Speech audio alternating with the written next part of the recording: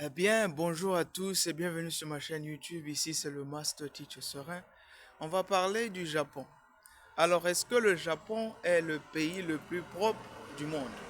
Vous allez constater que les Japonais se font passer pour des gens qui sont... Leur pays, c'est le meilleur pays au monde où... Ouais, c'est un peu ça là, mais c'est un vieux truc, hein? Ils aiment les vieux trucs parce qu'ils adorent conserver tout ce qu'ils ont ici. Ben, je dirais que non, le Japon n'est pas le pays le plus propre au monde.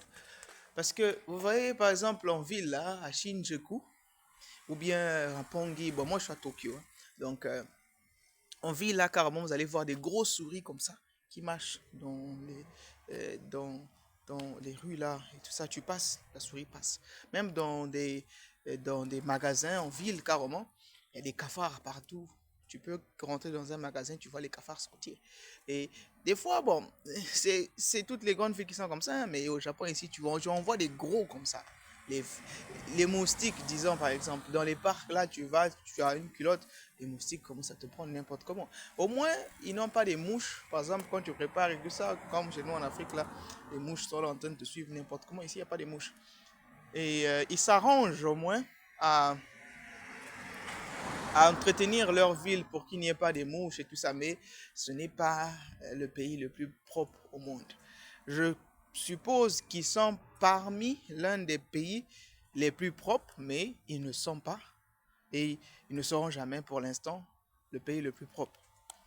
Alors, je dirais que ce qui rend un peu le Japon classique, c'est que ici, il y a la mentalité de la propriété. C'est-à-dire que depuis l'école, depuis le bas âge, on les enseigne carrément à nettoyer ce qu'on a eu à faire comme messe, comme pagaille, comme désordre. Déjà depuis l'école, les enfants nettoient leur classe eux-mêmes. Depuis l'école maternelle, les enfants nettoient leur classe eux-mêmes. Si l'enfant renverse le lait, l'enfant va nettoyer elle-même. À l'école, les enfants nettoient leur classe eux-mêmes. Alors, vous allez voir que même au niveau international, quand le Japon, par exemple, joue, les supporters japonais ou bien les Japonais nettoient le stade parce que, et c'est comme ça ici, au parc, par exemple, comme vous venez vivre ici, là, vous allez peut-être vous retrouver, vous buvez et tout, vous devez arranger tout ce que vous avez eu, vous nettoyer correctement. Dans des quartiers, ce n'est pas un problème du gouvernement. Dans les quartiers, les individus, par exemple, attendez, je vais vous montrer. Vous voyez là-bas, ça c'est une boutique là-bas. Chaque personne nettoie devant sa boutique, arrose le matin, fait tout correctement. Vous allez voir par exemple les herbes. Par exemple ici, il y avait plein d'herbes ici là. C'est parfois les personnes qui vivent là du quartier qui ont nettoyé. Vous voyez comment c'est propre quand même. Leur ruelle là et tout. Les planter des fleurs comme ça là, ce sont des citoyens, les vieilles personnes souvent qui font ce genre de choses, planter les fleurs et tout ça là. L'entretien, c'est un truc vraiment, la mentalité de la propriété, c'est quelque chose qui est culturel chez eux et individuel. Chaque personne est sérieuse et consciente du fait qu'il faudrait entretenir euh, l'environnement. Alors, ça ne s'arrête pas seulement là. Même ceux qui ramassent la poubelle, ils sont tellement fiables. Le système de recyclage ici, là, on te demande de classifier euh, ce qui est brûlable, ce qui n'est pas brûlable, les sachets, même le bidon. Quand tu prends, par exemple, une bouteille d'eau, il faut enlever le capuchon là, mettre de côté, la bouteille à côté. C'est-à-dire qu'il y a trop d'or, les bouteilles cassables à côté, leur système de recyclage, c'est tellement ordonné. Les voitures même qui viennent prendre vos saletés là et tout, ils sont tellement bien maintenus et toujours à temps. Bref, c'est leur système de maintenance de leur pays et des ordures, la saleté là et tout ça là, c'est top notch, il n'y a rien à faire. Non seulement ça, même dans les buildings, là où j'enseigne par exemple, récemment ils ont célébré l'anniversaire de leur bâtiment. Ils ont 155 ans d'âge. 105 ans. 155 ans, est-ce que j'ai... Est-ce que c'est pas même 1500 même? Bon, je pas 150 ans. Ouais, 155 ans, 155 ans, c'est pas 1500. 155 ans d'âge. Vous allez voir des buildings comme ça, mais c'est encore l'air d'un nouveau bâtiment, bien maintenu. C'est comme ça chez eux, la propriété chez eux, c'est comme une espèce de culture. Et donc, c'est dans ce contexte-là que je dirais que bon, peut-être ils ont aussi le droit de se vanter du fait que bon, réellement, ils ont des mentalités, des gens qui sont propres.